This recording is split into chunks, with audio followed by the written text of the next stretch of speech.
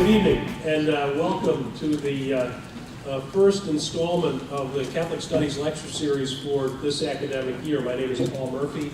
I'm the director of the Institute of Catholic Studies, and I'm also a professor in the history department.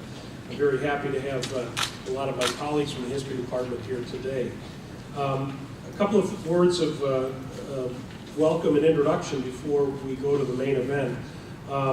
There are a number of events throughout the year, and we have some announcements about them on the table by the door. Please help yourself on the way out. For many of you, you may be aware that for many years now, I have been assisted by Mary Beth Brooks, who's seated, sort of trying to hide back there. But Mary Beth retired from John Carroll University last spring after many years of generous, exceedingly generous service to our colleagues and our students. And so she's here actually just to show up to support a former student, and that's just indicative of the work that she's done around here. So I'm going to ask you to recognize Mary Beth for all of her work.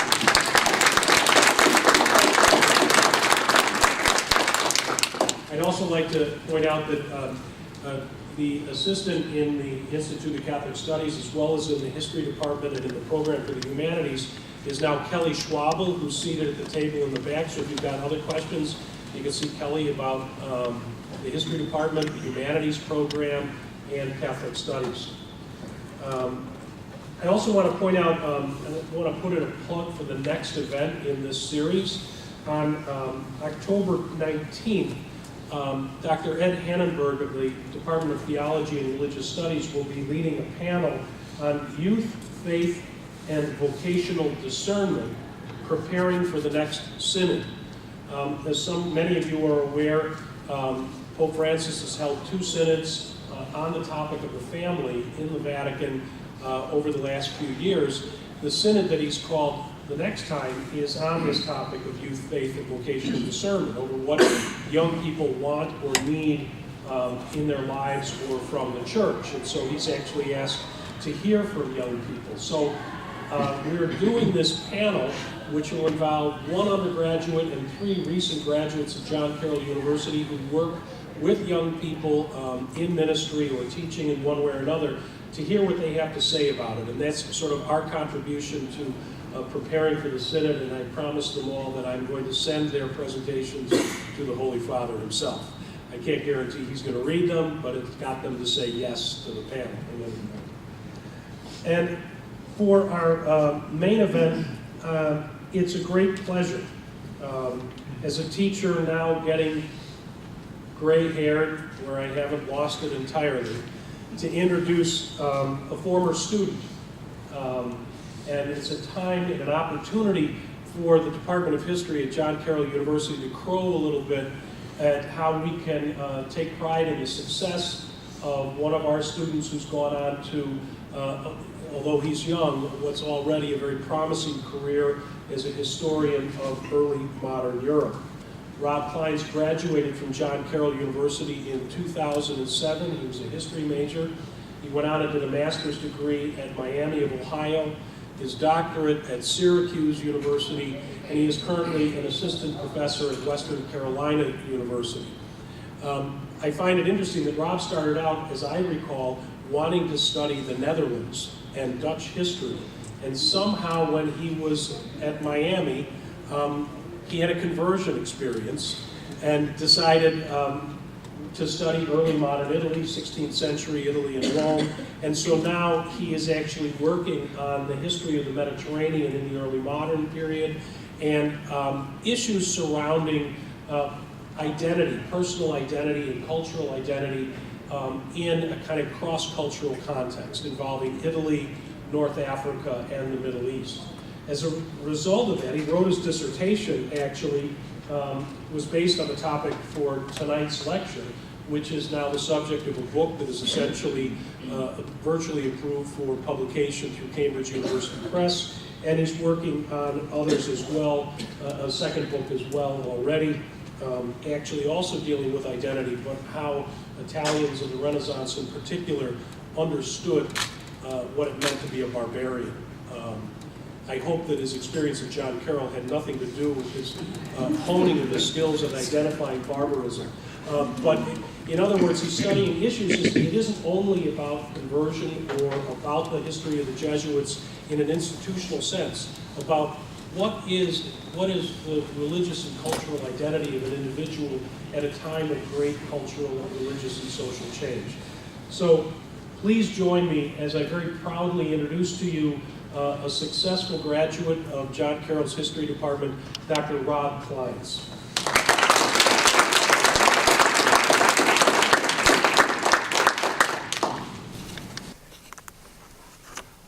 Thank you, Paul, for the far too kind introduction, only half of which is actually true.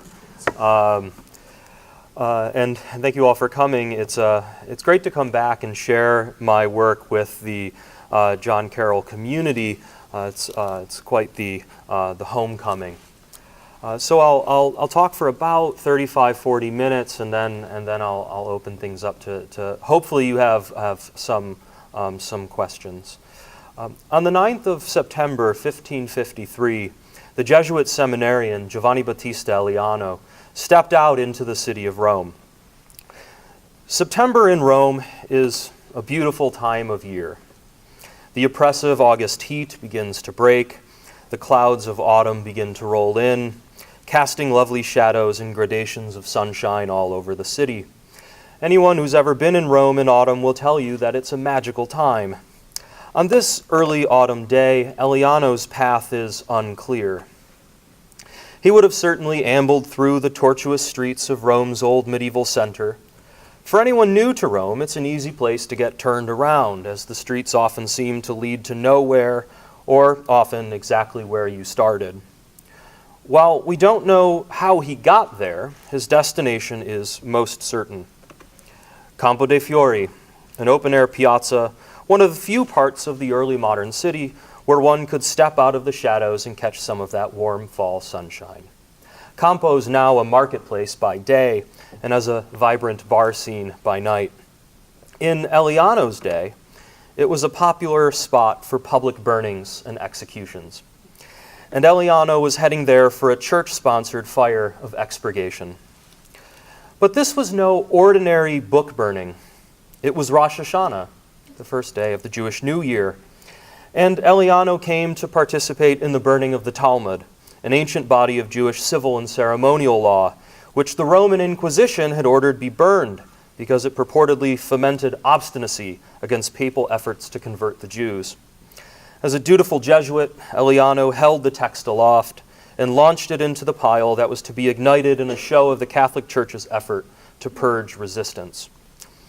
After burning the Talmud, he returned to his studies and successfully completed his training as a preacher and teacher, and he was ordained a Jesuit priest on the 1st of March, 1561.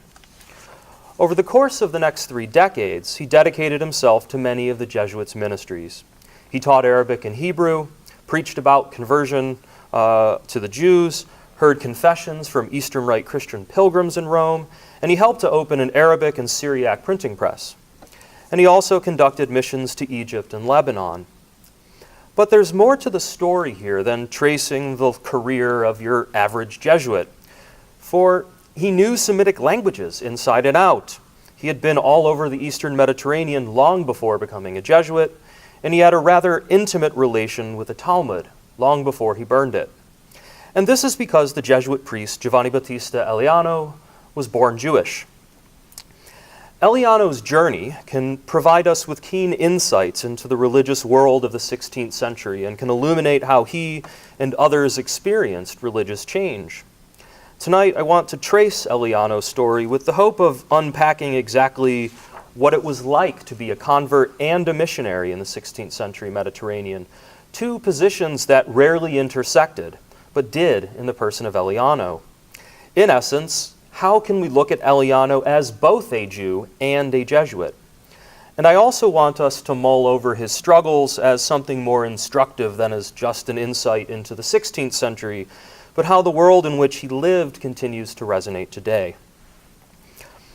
Born in Rome in 1530, Giovanni Battista Aliano spent much of his youth under the tutelage of his maternal grandfather, Elijah Levita, a prolific Jewish scholar who instructed the young Aliano in the Old Testament and the Talmud. Aliano's life changed dramatically when Levita died in 1549. While he reunited with his parents in Egypt, not 2 years later, Aliano was in Venice again, where he converted and entered the Society of Jesus under the urging of his older brother Vittorio, who had already converted. He quickly left Venice to enter the Jesuit seminary in Rome. Then, after making his final vows, he was immediately sent to convince the Coptic Orthodox Church to convert to Catholicism. A mission to the Copts is an interesting one to study in its own right. The Copts had developed their own Christian theology for the better part of a millennium, so Aliano had to convince the Copts that their centuries-old understanding of Christ was incorrect, a very different task from teaching indigenous peoples of the Americas who Christ was. Likewise, it took place within the larger Mediterranean political rivalries between Europe and the Ottoman Empire as its backdrop. But I want to do something different, because the mission as seen through the eyes of Aliano as a convert is a fascinating way to approach religious change. And that's because at this time, Egypt had a quite large Jewish population in the major centers where he would be working, Cairo and Alexandria. Included in this number, of course, was his Jewish family. On one hand, he was empathetic of the convert's experience, which was why he was selected for the mission to begin with. On the other hand, his Jewish family saw him not as a Jesuit missionary, but as an embarrassment. This contradiction in Aliano's conversion, as both a convert and an apostate, and the general problem of conversion as a state of being, more generally, plays out in a letter he wrote to friends in Rome, written not long after he arrived in Egypt. When discussing his effort to minister to individuals he met, he recounted his interaction with two youths. At this time, two youths came to me on the ship under Christian names. One was named Joseph, the other Solomon. But it was already known aboard the ship that they had already been baptized. And it happened that between kindness, rebuffs from other Christians, and even threats such as those telling them that if I find that you have returned to Judaism, I will have you killed, they were so thoroughly reduced that one confessed to me on the ship, and the other was unable to collect himself because of the rebukes of Christians. They now kept the company of Christians, such as in food and in other Christian exercises, kneeling for the Ave Maria, hearing Mass with devotion on their knees. And upon arriving in Alexandria, they distanced themselves from the Jews, going about with Christians. However, they were insulted and teased and threatened by the Jews. Such candidness on Aliano's part demonstrates that he felt no need to hide just how hard it was to be a convert.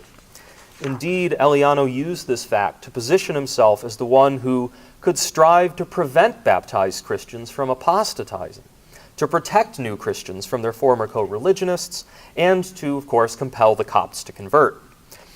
Knowing that fellow Christians were not concerned with his religious convictions, but rather saw his Jewish past as an asset, he presented conversion as a complex process, laden with the burden of belonging and the temptations of lapsing. And his own religious journey was proof of his unique ability to help converts in their process toward full acceptance into the faith.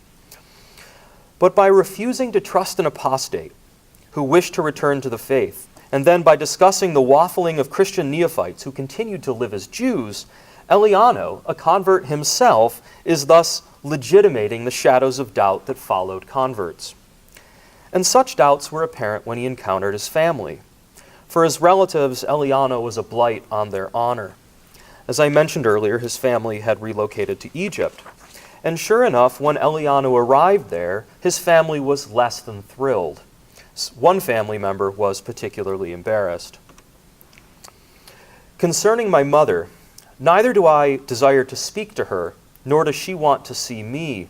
As it has been told to me, she said that she did not want me to come here, as she thinks that having a Christian son is against her honor. And so we agree, woe unto them who call evil good and good evil.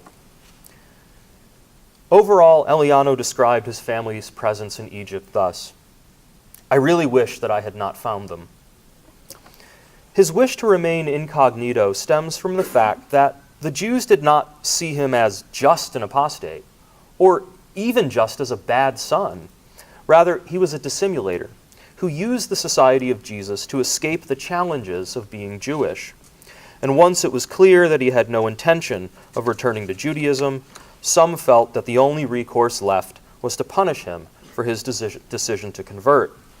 And so several members of the Jewish community began spreading word that Aliano was, quote, a Jew and a Muslim at different moments, end quote, who was pretending to be Christian to avoid an old debt that his father had left unpaid upon his death.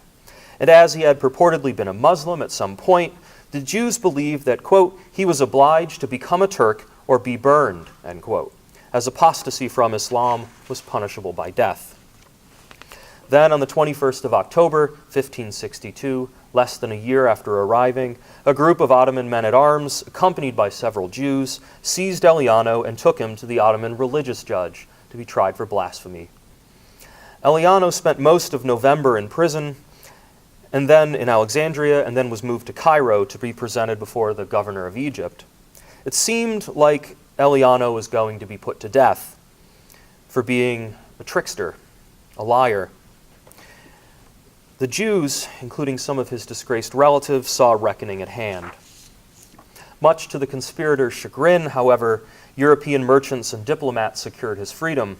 After his release, he decided to leave. He disguised himself as a merchant, stalked about the docks in the middle of the night, and boarded a Venetian galley to go back to Europe.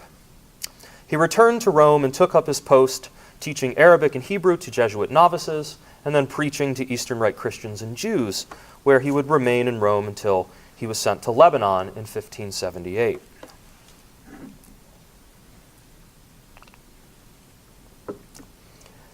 His experience with the Jews in Egypt elucidate for us that religious change could present challenges to traditional social norms, and that family ties and religiosity were not always in concert with one another. Conversion tore families apart, and was evidence for religious communities at large that the parents of converts failed in their duty to raise upright children. In essence, Aliano's actions embarrassed his mother because it made her look like a derelict Jew.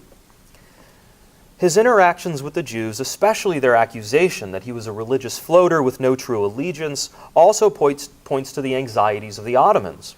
For them, the potential that a former Muslim was now a Catholic priest trying to convince their Christian minorities to submit to Rome and to condemn their Islamic lords was too much to bear. When Aliano returned to Rome to serve the spiritual needs of the city in the 1560s, a new challenge would arise that would eventually problematize his identity as a convert, but this time the challenge was from within. Under Diego Lainez's successor as Superior General of the Society of Jesus, Francisco Borja, Jesuits of Jewish lineage continued to hold positions of prominence. They were treated the way Aliano was, as true Jesuits. And he was a rising star at the Jesuit college as a preacher, and he had a reputation as a dynamic polyglot orator in the city. And he was instrumental in the church's efforts to convert the Jews. By the 1570s, however, leading Jesuits began to have some doubts about whether Jewish blood truly could ever be purified, even through baptism. This process began in 1572 with Borja's death. Debates over his successor stimulated the conflation of ideological shifts and political rivalries among leading Jesuits on one hand, with rising anxieties concerning crypto-Judaism on the other. The previous two vicars general, Lainez and Borja, had both been elected Father General. So when Borja died, it was assumed that Vicar General Juan de Polanco would be selected as the fourth Superior General of the Society of Jesus. However, Italian and Portuguese Jesuits feared that Polanco's election would continue the trend of Spanish dominance. But opposing Polanco outright was risky due to his influence, as well as the fear that it would vex Philip II of Spain and his close ally, Pope Gregory XIII, two of the main patrons of the Jesuits. To prevent Polanco's election, they reminded Gregory that many important Spanish Jesuits, Polanco included, were of Jewish ancestry. They intimated that crypto-Judaism had penetrated deep into the Society of Jesus and could thus taint Gregory's efforts at Catholic renewal. In the wake of this disquiet, Gregory urged the congregants to deliberate over whether a Jewish lineage Father General could signal the society's ruin. Unwilling to oppose the Pope, those who would have supported Polanco slowly moved away. While Polanco's election seemed all but certain, just months prior, the congregation eventually elected Everard Mercurian from the Spanish Netherlands as a compromise candidate who broke the perceived Spanish hold on the highest office in the society, but continued the trend of having a subject of Philip II as superior general.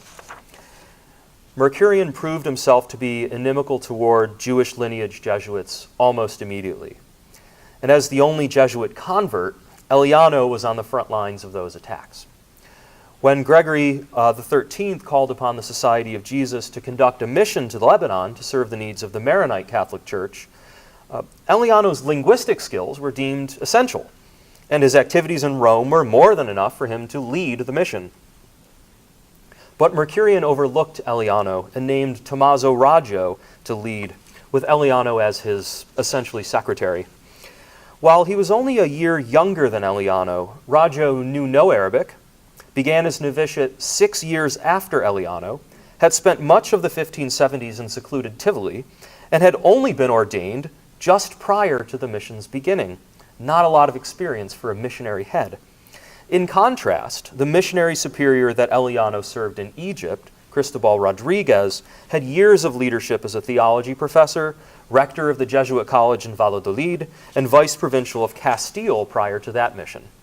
Selecting the inexperienced and underqualified Raggio as the missionary superior over Aliano makes little sense unless Mercurian's skepticism surrounding Aliano's identity, at least in part, drove his decision. On one hand, Aliano could not be expelled because he had been an ordained priest since 1561. On the other hand, Aliano nevertheless faced the reality that some Jesuits doubted that a Jewish convert could really be a Jesuit. In turn, Aliano could no longer use his conversion as evidence that he was a good missionary because he could empathize with the challenges of changing faiths. Rather, he had to be aware that any misstep could be taken as evidence of crypto-Judaism. Thus, how Aliano discussed assisting the Maronites had to change.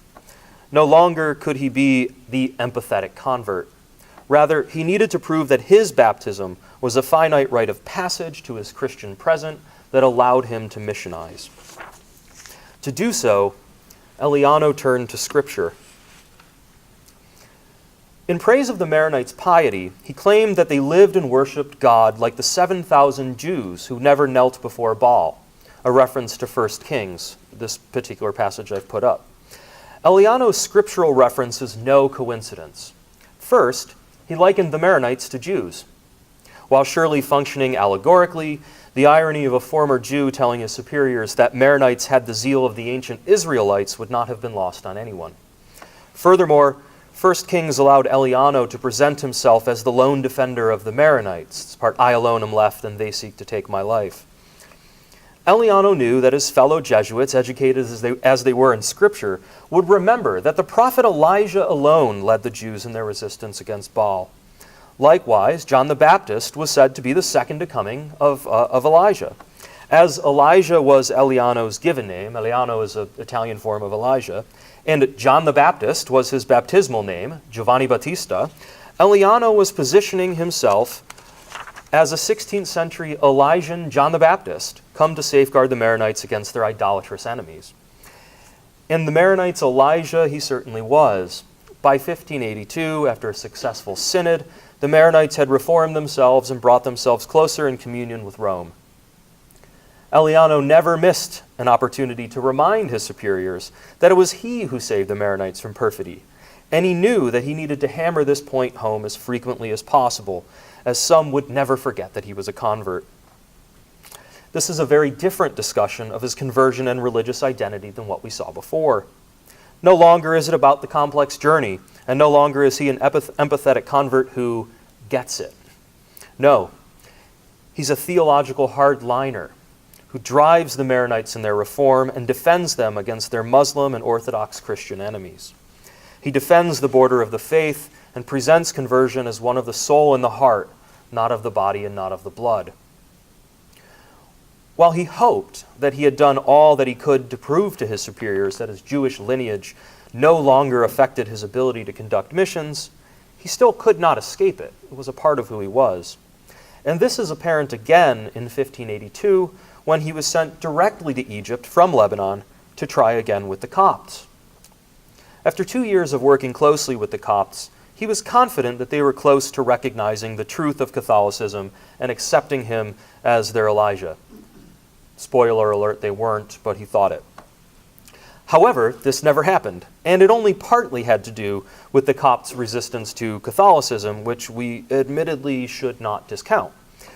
The real undoing of the mission began with Aliano's arrest, again, stemming from a rumor that Aliano was the ringleader of a plot to incite 60,000 Copts to rise up against the Ottomans just as Philip II invaded Egypt. Eventually, after the investigation turned up nothing, Aliano was freed. And it did not take long after his release for Aliano to learn of the rumor's origin. A man named David Moza had informed the French consul to Egypt, Cristoforo Vento, that Aliano was a spy sent by Philip, the King of France's archenemy. But Moza was no random informant. Moza was a Portuguese Jew who hated Catholics ever since he had fled Rome and his father was burned alive in Ancona in the wake of Popes Julius III's and Paul IV's crackdowns on the Jews in the Papal States in the 1550s. He was particularly eager to go after Aliano for converting and burning the Talmud in the same wake of persecutions that claimed his father's life. Once he learned of Moses' role in his arrest, Aliano realized again that his Jewish past continued to plague his efforts as a Jesuit, and it was once again part of why his missionary efforts faltered. Within a month, he was recalled from Egypt, with the mission in shambles. All that he had proven with the Maronites now seemed like a distant memory. Upon returning to Rome without having converted the Copts, Aliano returned to preaching and teaching. In 1587, he then retired. In retirement, Aliano worried about his legacy, given the challenges he had faced from Jew and Jesuit alike. In January 1588, Superior General Claudio Acquaviva gave him the opportunity to speak to posterity concerning the course of his life when he asked him to write an autobiography as part of a larger collection of vocational statements. In this regard, Aliano's autobiography appears to follow suit, as the introduction states that what follows will explore, quote, my vocation to the faith and to the holy religion and what I experienced in the past 37 years, end quote. This is not what he does. Rather, he spends much of the text discussing his Jewish youth, his conversion, and his experiences with the Jews in Egypt in 1561-62, dedicating only one folio out of 27 to the period from 1563 to 1588. He writes a conversion narrative. Aliano's decision to concentrate on his conversion rather than explore his career as a Jesuit demonstrates that he was concerned with expressing to Acquaviva the veracity of his conversion, not what he did as a Jesuit. Because without that, the rest of his life held no meaning. To demonstrate the completeness of his conversion to those who doubted him, Aliano represented himself not as a struggling convert, but as a Christian whose Jewish past was washed away at the moment of baptism. At first, Aliano admits, he was an obstinate Jew who struggled to approach Christianity, and he did not find Christian teaching to be very convincing, and, quote, I always resisted with great temerity, end quote. Likewise, when discussing with Christians the book of Isaiah, a major book of exegetical proof of Christ as the Messiah, he recalls his recalcitrance because he was, quote, often confused by what was the truth, end quote, because it seemed that the Christian take on Isaiah predicting the coming of Christ was flawed. Yet, the more he listened to the Christians, he says the weaker the Jews' rebuttal seemed. Eventually, the rabbis simply reprimanded him for even inquiring. This compelled him to distance himself from other Jews, as, quote, I no longer had the strength to consult rabbis because I didn't want to be rebuked like before, end quote. Without their rebukes, he was free, quote, to question if what the Christians were saying was the truth, end quote. By the 1st of September, 1551, he recounts that he had stopped going to synagogue, was no longer living in the ghetto, and was residing with the Jesuits. Despite this, his struggles remained, as he found himself, quote, in great confusion, seeing myself in a state where I was neither Jewish nor Christian, for having from one sect and from the other different reasons for and against each faith, end quote.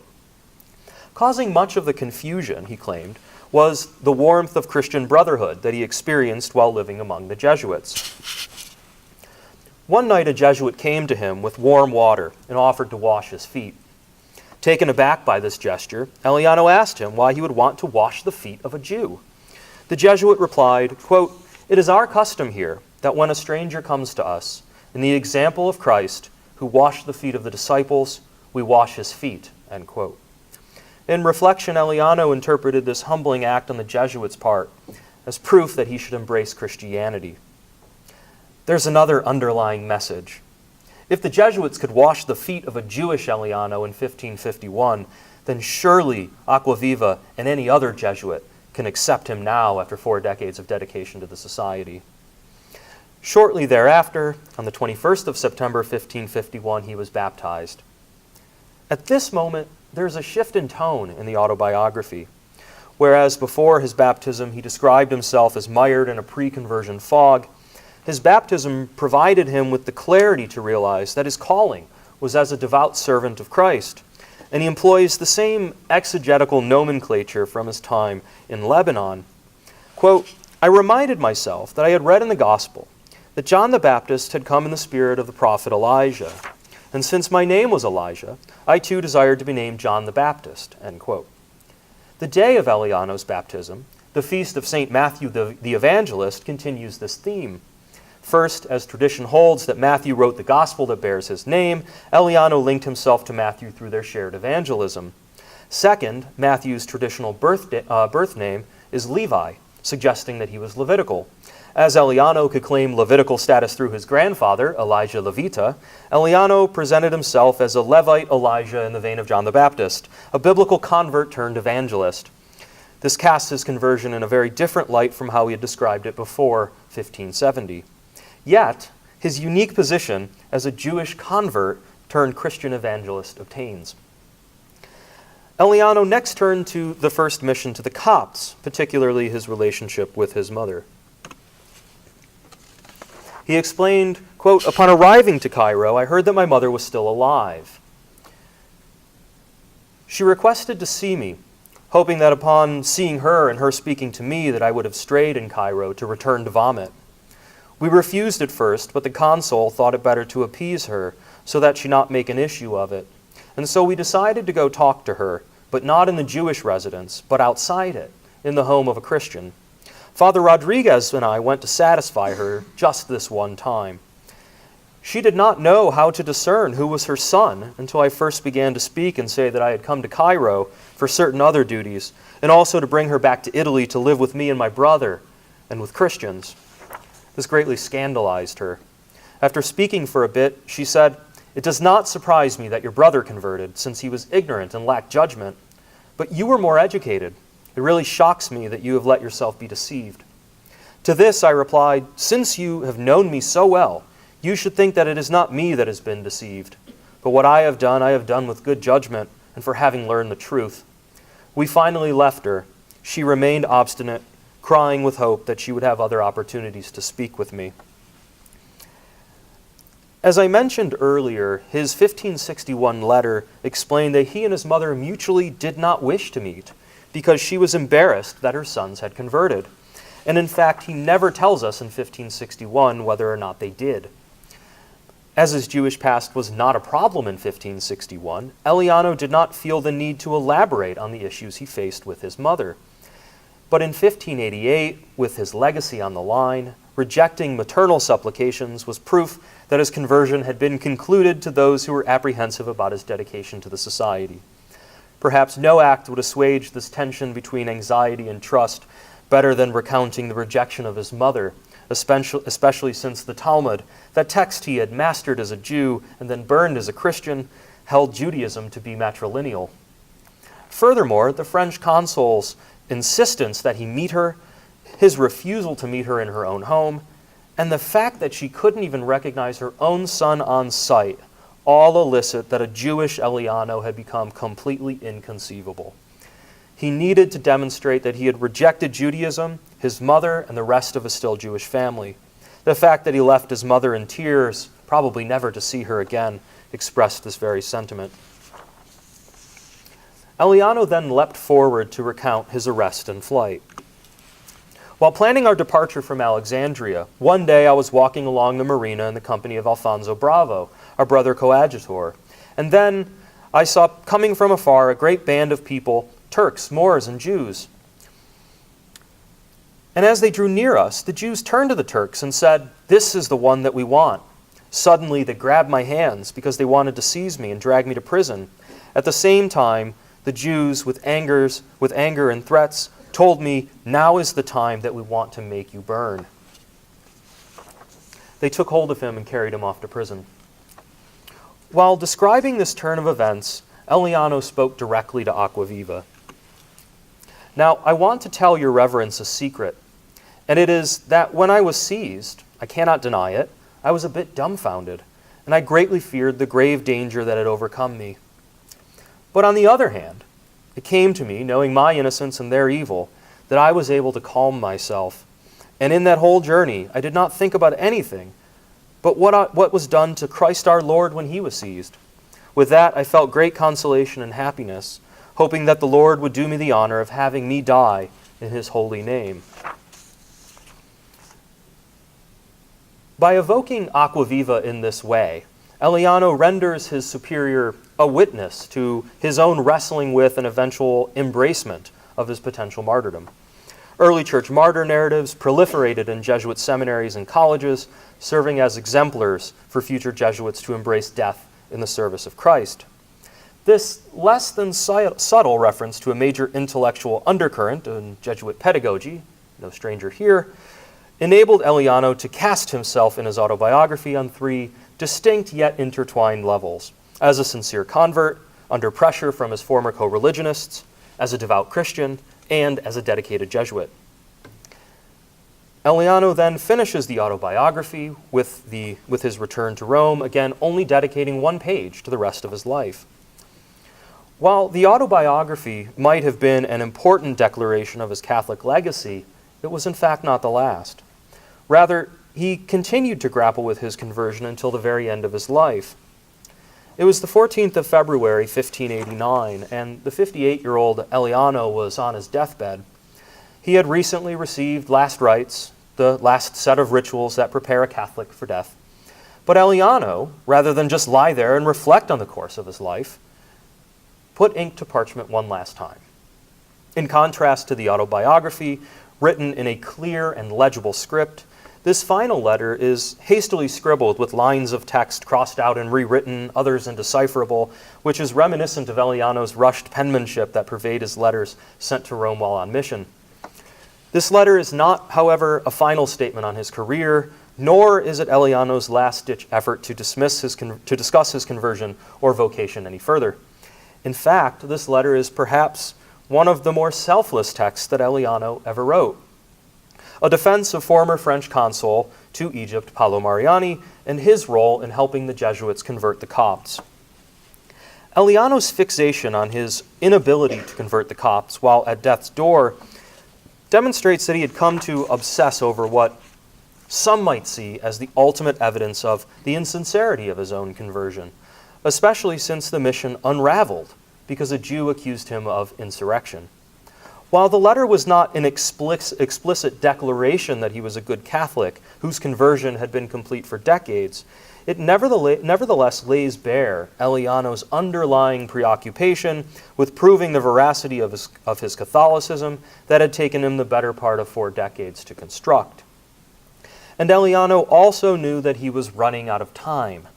In one innocuous phrase, quote, "having already received extreme unction," end quote, he presented his journey to Christ as nearing its completion, a journey that could only take place because he was Christian. By mentioning that he was in a position of grace, he demonstrated to Aquaviva that his soul had been purified, and that he spoke from a place of godliness when he explained that he and Mariani had done all they could to save the Copt souls, even if they came up short. Aliano hoped to reaffirm his Christianness by mentioning his purification before death, when his sins were forgiven through the sacrament of penance. Then, through the reception of the Eucharist for the last time, the viaticum, literally the provision for the journey, Aliano believed that he had completed every step necessary for union with Christ. On the 3rd of March, 1589, hoping that his fellow Catholics agreed, Aliano died in Rome. What do we do with a figure like Aliano? After all, he was hardly famous in his own day, and I'm guessing no one in this room, aside from me, had heard of him before tonight. I think to figure out where to go from here, we need to go back to where we started, Campo dei Fiori and the burning of the Talmud in 1553. Aliano was not the only Jesuit there that day, and he was probably not even the only convert. But he was surely the only one who was both. And this is what made Aliano different. For some of his contemporaries, scarily so. Christians feared that his conversion was insincere. Jews saw him as a traitor and opportunist. Muslims saw him as an apostate and insurrectionist. He, much like the attempt to burn into oblivion a centuries-old text in the name of preserving the faith, is a microcosm of the larger tensions surrounding religious change and its implications for the political and cultural conflicts of the 16th century. So then, do we call him what the Italian microhistorian Eduardo Grendi called the, quote, exceptional normal? What does being exceptionally normal even mean? The famous opening line of L.P. Hartley's 1953 novel, The Go-Between, is, quote, "The past is a foreign country. They do things differently there," end quote. But do they? The professional historian in me says, yes, of course they do. But that doesn't mean the past has no resonance today. And that's why I wanted to finish in Campo dei Fiori, in particular, right here, at this plaque installed by Rome's Jewish community in 2011 to commemorate the burning of the Talmud that took place there on Rosh Hashanah in 1553. The words emblazoned on it, "The pages burn but the letters fly," and "Invoke peace for whoever laments your burning," capture the essence of the futility of erasure and the burden that the past bears on the present. Just as Aliano believed that burning the Talmud would provide him with some sort of place within the society of Jesus, integrating this event of persecution into the modern Jewish community's historical memory reifies it as a token of collective belonging and solidarity. The ancient Roman historian Livy stated that, quote, "The study of history is the best medicine for a sick mind. For in history, you have a record of the infinite variety of human experience plainly set out for all to see," end quote. One of the tasks of the historian, what I've tried to do in writing about Aliano, is to normalize for us the distant experiences and journeys of 16th century individuals whose lives reflect the dynamic shifts ushered in by things that we take for granted, like the printing press, Protestantism, and the nation-state. And doing so helps us to enrich our understanding of the human experience as well, such as what it means to be a Jew in 21st century Rome. What does come through in Aliano's life, regardless of whether we call him exceptional, normal, or exceptionally normal, is that he lived in and was the product of an unprecedented age of change, a really scary world that seemed to move faster than the age that came before it, as every age seems to do. Finding one's place in the world had seemingly never been easier. Travel was more frequent, there were printed books, and there were more faiths to choose from. But it had also never been harder, and the stakes were too high for others not to get up in arms about individuals' life choices. One could proclaim to be something, like a Christian, in an instant, but it could take a lifetime to make it stick.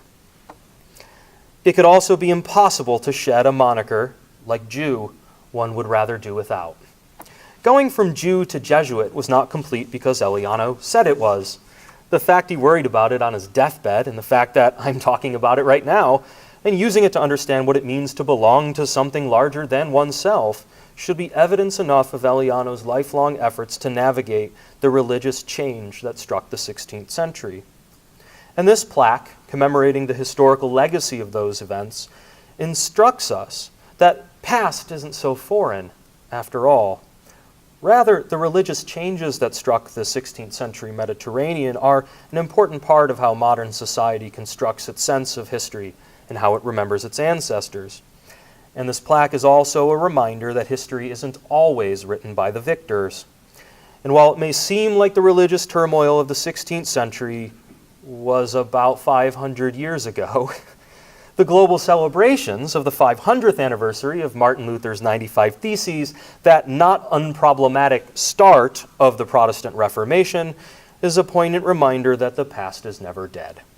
Rather, it informs our sense of the present and is a good reminder that even in our own world, change does not come without resistance, and resistance to change proves that the status quo isn't as hard and fast as it might initially seem. I hope that tonight, Aliano's journey from Jew to Jesuit, and his life as a Jew and a Jesuit, has reminded us that the human experience is indeed a rich one full of variety and color. In essence, what makes Aliano so exceptional and makes him worthy of study is that he's just as normal as the rest of us, trying to make his way as best he can in an ever-changing world. Thank you.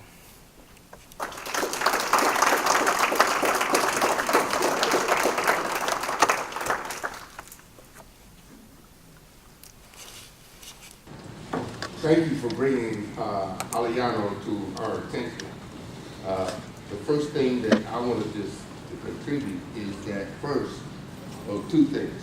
One, that his conversion reminds me of the conversion of Paul, and who suffered some of the same things that Aliano suffered, even from Peter,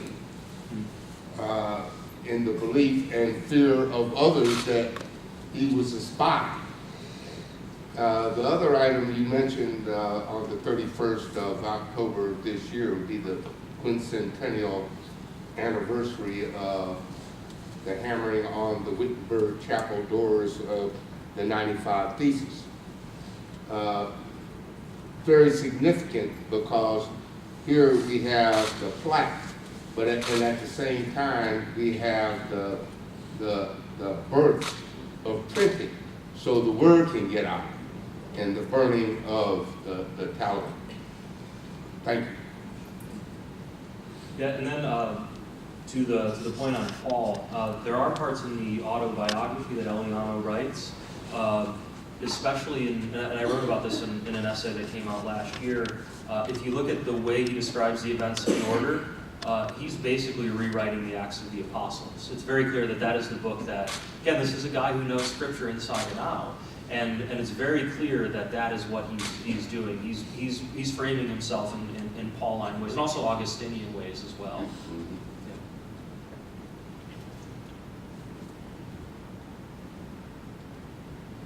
How did you come to Aliano? As you said, most of us probably have never heard of him, so how did you?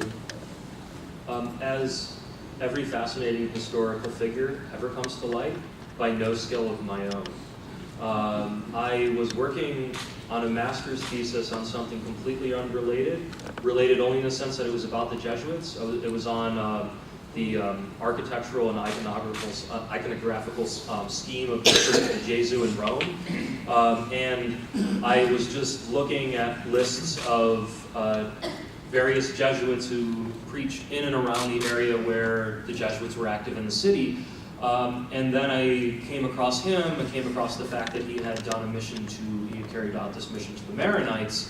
And my mother's side of the family is Maronite. And so it was an opportunity for me to go to Thanksgiving dinner with some kind of anecdote to talk to my family about, to prove to them that I wasn't totally wasting my life going to get a master's degree in history. It was, because at a certain point when you're getting close to 30 and the question is, how's school? It gets old, right? So I needed something else. And so this was sort of like a cool thing, ancillary to what my master's thesis was on. And so that's how I discovered him. And then when I got to my Ph.D. program, and my advisor said at the end of my first year, he was a very stern and strict man, and he said, by August you will have a dissertation topic. I said, okay. And so luckily I did some more research, and Aliano did a whole lot more than just go to Lebanon. And so that's how I came to him. When I first discovered him, I had no idea he was born Jewish. I just knew he was a Jesuit born in Rome who went to Lebanon, and then I sort of ran with it. It really was that kind of miraculous swirl accidents. Yeah, Paul. I was thinking as you were showing the map of central Rome, that the Jewish ghetto in Rome and the locations of Jesuit residences at that time wouldn't have been more than a 5-minute walk from one another. No, and at this point in 1553, the Gesù, the church, had not been built yet, but that's where the Collegio Romano was. Right. And the Jewish ghetto had just been built. It was just brand new. And of course, Aliano preached to the Jews in a small oratory right in between Campo, which is just about here, and then the Jesuits would have been here, and then the ghetto is sort of down here by Aliano. And so he would have walked in that neighborhood, and so this would have been a part of the city where he would have encountered Jews on a daily basis, especially as he's going to this church where the church is forcing the Jews on the Sabbath, on Saturday, to come to this church to hear these sermons about Paul and about Augustine, about the importance of conversion. And so, yeah. Does he leave any record in any of his letters or writings about encounters with members of the Roman Jewish community other than members of his own family? Not really, and part of that is because he's actually not a Roman Jew. His father's surname is Bohemia, right? He's from what is now the modern-day Czech Republic. His family's Ashkenazi, so they're not actually Roman Jews. His father was a merchant, which is what took them to Egypt. And so, even though he was born in Rome, he wouldn't have considered himself a Roman Jew in the same, and they wouldn't have considered him a Roman Jew. Even though he would often sign letters as Aliano Romano, the Roman Jewish community, would have not seen him as one of them, before or after the conversion.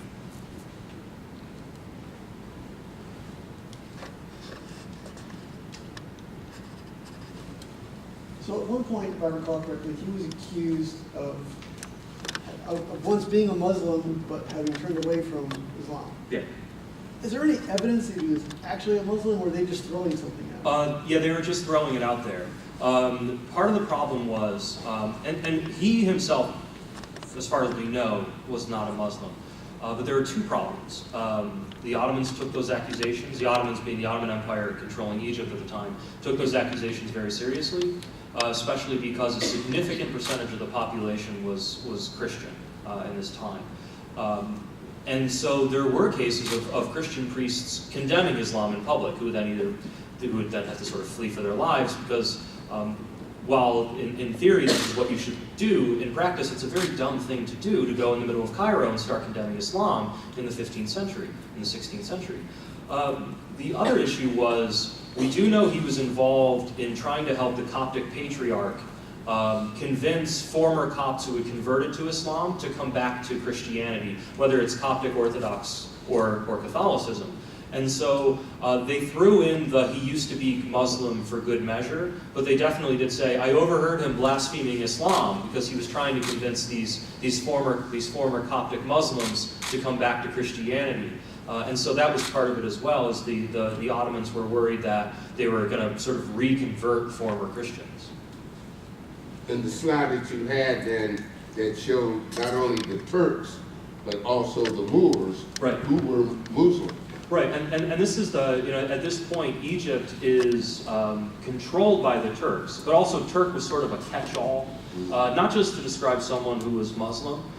Basically, it became a way of describing anyone you didn't like, and so in both sides used it in the Reformation. There's Luther the Turk, but then there's also popes the Christ. And so the Turk just sort of became this metaphor for just general moral perfidy, and it became this way of just slandering someone and say, I was seized by Turks. And actually, this is still the case in certain dialects in southern Italy, to use the expression "figliato dai turchi," to be taken by Turks, is a way to say you were surprised, right? You're shaking your head, right? And so it was this sort of, it just became the common thing, like, oh, the Turks got you, is a way of saying, like, oh, jumped out at you. Yeah, it meant both Islam, but also the sort of larger thing. Were the Copts connected with the Orthodox Church in Russia or Greece at that time? They mutually considered each other as heretics, dating back to the 5th century. Because of various theological, mostly differences based around the nature of Christ. And basically, there were 2 patriarchs of Alexandria. One is the Greek Orthodox Patriarch, and one is the Coptic Orthodox Patriarch. They both considered each other to be excommunicated because of their rejection, going back to what's known as the Council of Chalcedon on the nature of Christ and whether Christ is fully man or fully divine or both. And the Copts and the Greeks still have this debate to this day. And so they were actually rivals. And the Ottomans tended to favor the Greek Orthodox because they were more commercially inclined than the Copts were. And so the Copts were sort of in this weird position of, they weren't totally against Catholicism. It was a theological thing. It wasn't necessarily a question of alliance. For them, it was an opportunity to ally with a potentially powerful Christian entity. They just couldn't get past the nature and will and person of Christ bit was what for the Copts they couldn't see past. But for the Copts and the Greeks didn't get along. All of us, thank you very much, Rob.